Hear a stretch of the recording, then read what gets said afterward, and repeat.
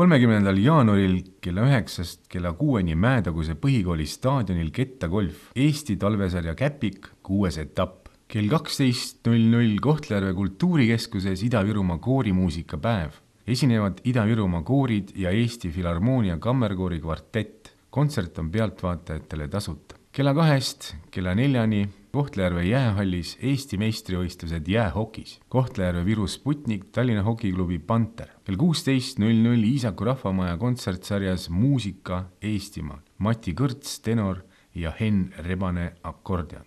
Kell 17.00 Sillamäe kultuurikeskuses muusikakinost Sankt-Peterburi sümfooniaorkestri kontsert. Kell 18.00 Jõhvi kontserdimajas etendus Pruut laenuks vene keeles. 31. jaanuaril kell 13.00 Jõhvi kontserdimajas film Hea dinosaurus vene keeles. Kell 15.00 Jõhvi kontserdimajas lastefilm Doktor Proktori ajavann. Kell 16.00 Kohtla-Järve kultuurikeskuses Zinaida Glõga juubelikontsert. Kella 4 kuni poole 6 Kohtla-Järve spordihoone malesaalis 15. Ida-Virumaa meistrivõistlused sporditeemalises mälumängus esimene etapp.